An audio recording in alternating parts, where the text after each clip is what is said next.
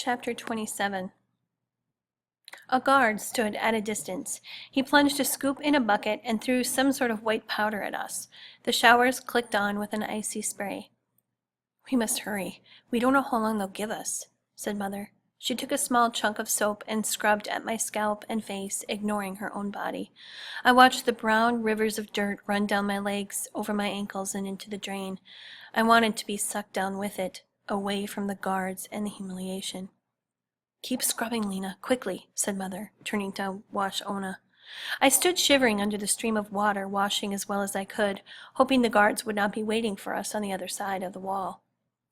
I washed Mother's back and tried to wash her hair. Mrs. Arvidas stood under the stream of water, her hands raised above her head gracefully, unaware as if she were in her own private bath at home. The shower snapped off. We retrieved our clothes on the other side of the wall. I quickly pulled my dress over my head and felt a knock against my thigh. The stone from Andrews. I put my hand in my pocket, my fingers searching for the smooth edge.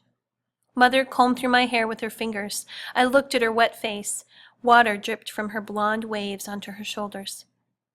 "I want to go home," I whispered, shivering. "Please." She dropped her clothing and hugged me long and hard. "We'll go home. Keep thinking of your father and of our house. We must keep it alive in our hearts." She let go and looked at me. "If we do, we'll get there." The men were already in the first truck. Another group of women and children stood naked on the porch as we exited.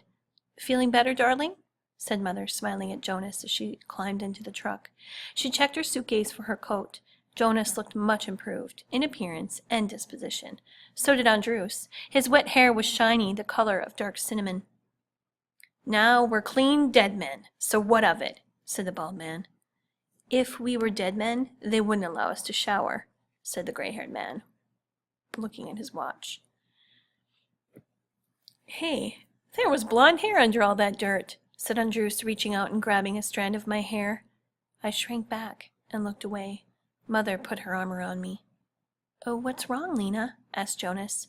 I ignored him. I thought of the guard who touched me and all the things I should have done. Slapped him, kicked him, screamed in his face. I put my hand in my pocket and I grabbed the stone from Andrews. I squeezed it and tried as hard as I could to break it. "Do you suppose they'll take us for a 4-course meal now that we've been into the sauna?" joked Mrs. Remus. "Oh, yes, a piece of Black Forest tort and cognac or two," laughed Mrs. Arvidas. "I'd love a nice hot coffee," said Mother. "Strong coffee," added the bald man. "Wow, I never thought it could feel so good to be clean," exclaimed Jonas, looking at his hands. Everyone's humor was much improved, except Ona's. She continued chanting, and despite the efforts of Mrs. Remus, she could not be calmed. As the last group of women and children boarded the truck, the commander saw Ona standing up, sitting down, and pulling her hair. He yelled at her. The young blonde guard appeared at the back of the truck. "Leave her be," said Mrs. Remus. "The poor dear is grieving." Mother translated to the commander. Ona stood up and stamped her right foot. The commander stepped up and pulled Ona from the truck. She lost all control, screaming, clawing at him. She was no match for his height or strength. He threw her to the ground. His eyes narrowed and his square jaw tightened. Mother scrambled to jump off the truck to Ona. It was too late. The commander pulled out a pistol and shot Ona in the head. I gasped, along with everyone else. Andrews grabbed Jonas's face and covered his eyes. Blood, the color of thick red wine, pooled under Ona's head. Her legs splayed out in an unnatural bent angle. One of her feet was missing a shoe. "Lena," said Andrews. I turned my head to him, dazed. "Don't look," he said. My mouth opened, but nothing came out. I turned my head back, and the young blonde guard was staring at Ona's body. "Lena, look at me," urged Andrews. Mother slumped on her knees near the edge of the truck, looking down at Ona. I moved and sat near my brother. The engine rumbled and the truck began to roll. Mother sat down and put her face in her hands. Miss Griebus clucked her tongue, shaking her head.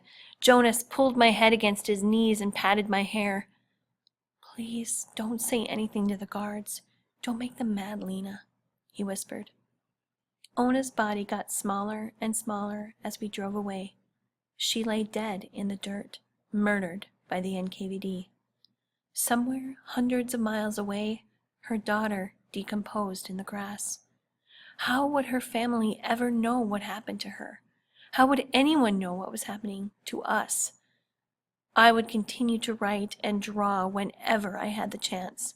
I would draw the commander firing, Mother on her knees with her head in her hands, and our truck driving away, the tires spitting gravel onto Ona's dead body.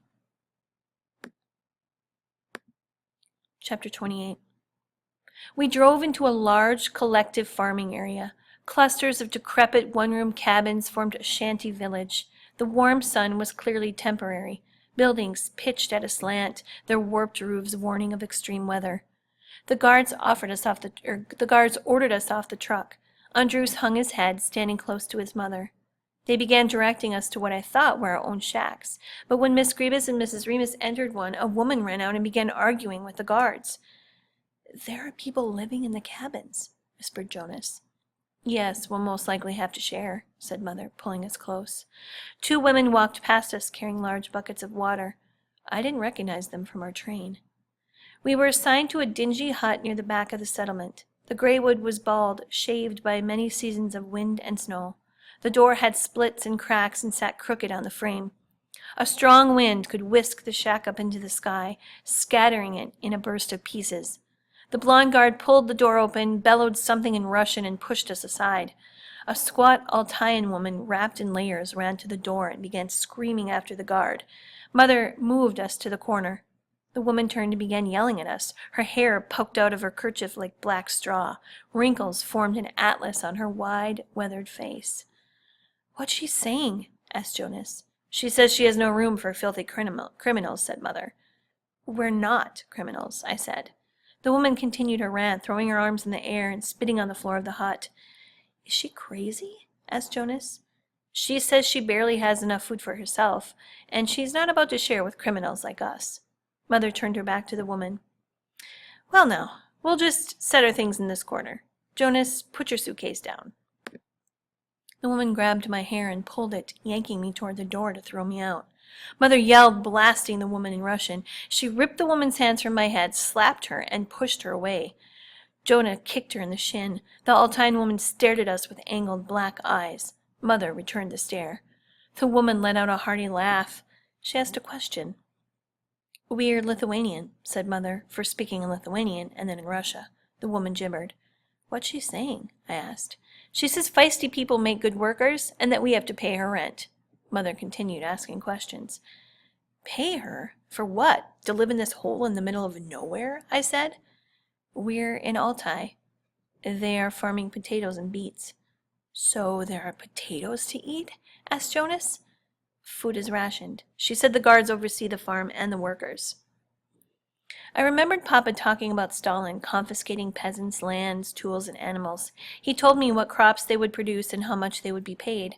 I thought it was ridiculous. How could Stalin simply take something that didn't belong to him, something that a farmer and his family had worked their whole lives for? "That's communism, Lena," Papa had said. The woman yelled at Mother, wagging her finger, shaking her head. She left the hut. We were on a kolkhoz, a collective farm, and I was about to be a beet farmer. I hated beets.